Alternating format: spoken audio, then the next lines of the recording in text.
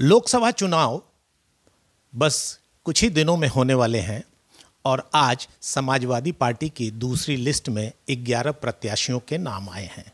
उसमें गाजीपुर लोकसभा, जो उत्तर प्रदेश की बहुचर्चित लोकसभा है, उसमें एक चौंकाने वाला नाम आया है, अफजाल अंसारी। अफजाल अंसारी बसपा से सांसद हैं और सपा ने अपनी लिस्ट में उनका नाम घोषित किया है।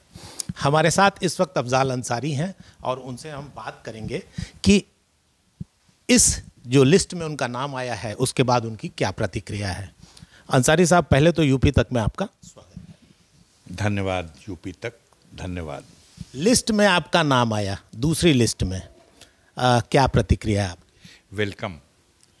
हम स्वागत करते हैं, हम आभार प्रकट करते हैं समाजवादी पार्टी, उसके मुखिया और गाजीपुर की जनता। आज जो ये लिस्ट में मेरा नाम आया, मैं अपनी तरफ से ये कहना चाहता हूँ समाजवादी पार्टी को और उनके मुखिया को कि जो भरोसा आपने हम में व्यक्त किया है, हम गाजीपुर की गरीब जनता को साथ लेकर के संगठन के कार्यकर्ताओं को और पार्टी के नेतृत्व को उसके दिशा निर्देशन में, उस जो आपकी सपना है, विश्वास है, उसको पूरा करने का पूरा प्रयास करेंगे। अंसारी साहब, एक चीज़ और जनता जानना चाहेगी कि इस बार की रणनीति क्या होगी, क्योंकि पिछली बार भी आपका एक बयान आया था कि हम जो चुनाव लड़े हैं उसमें अपनी ज़मीन बेच के चुनाव लड़े हैं, तो इस बार का? वो तो होगा।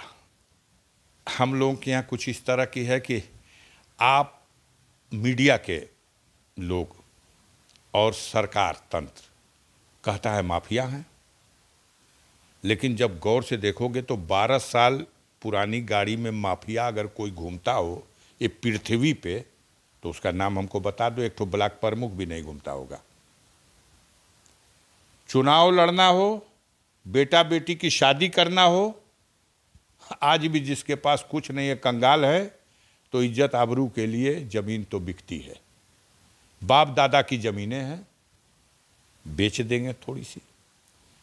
हमें उम्मीद है कि हमारे जो गरीब साथी हैं वो धन दौलत से भले गरीब हैं, दिल के बड़े अमीर होते हैं, अपना खर्च करेंगे, अपना वक्त लगाएंगे और इस चुनाव में हमको आर्थिक सहयोग भी देंगे, हमारा प्रचार भी करेंगे, हमको वोट भी देंगे, गाजीपुर का रिकॉर्ड बनाएंगे और इस केंद्र की और प्रदेश की सत्ता को ये संदेश देंगे कि जुल्म अत्याचार करने वाला न कल रहा है और न आज उसे जनता स्वीकार करेगी। लेकिन आम जनता के लिए तो पीएम आवास योजना, हर घर जल योजना, तमाम जो सरकारी योजनाएं हैं, विकास बनाम जातिवाद की राजनीति का नारा दिया जा रहा है। गाजीपुर के ऊपर एक ठप्पा लगा कि आप जो पिछली बार जीते वो जातिवाद में जीते। अच्छा, आप पहले किसको जातवादी कहते हैं? आपसे बड़ा जातवादी कौन है? आप कहते हो कि जात के नाम पे पार्टी बनाने वाले ये अपना दल वाले जातवादी हैं, तो आज अनपुरिया के बगैर नाव डूब जाएगी आपकी। आप कहते हो ओम प्रकाश राजभर एक जातवादी नेता एक जात को फंसाए हुए है।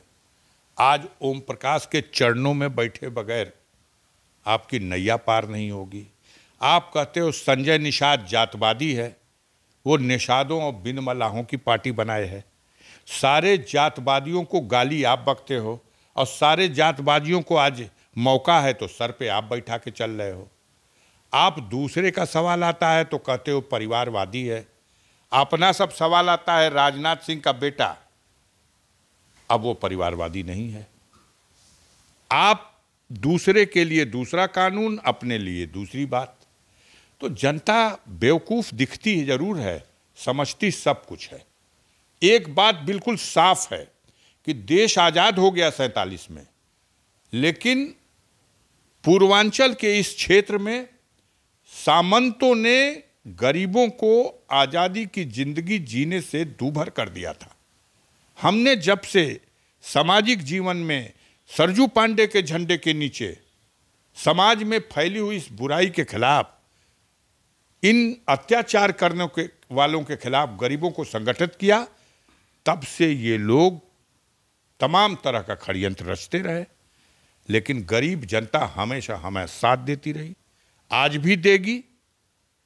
और मुझे पूरा भरोसा है कि इस बार का गाजीपुर का चुनाव एक ऐतिहासिक चुनाव होगा, जो इतिहास के पन्नों में लिखा जाएगा। एक तरफ वो है जो बेसरो सामान है, न उसके पास पैसा है न उसके पास साधन है, जिसकी जगह जमीन, खेत, बाग, बगीचा, घर, स्कूल सब गिरा दिया गया। और दूसरी तरफ वो है जिसके पास सब कुछ है, वो महाबली है, और उसके बाद भी सबसे बड़ी बलवान जनता है, क्योंकि उसके मतों से फैसला होना है। तो वो मत कमजोर के पक्ष में आएगा, वो मत उस गरीब जनता के लिए लड़ने वाला जो है उसके आंसू पोंछने के काम आएगा।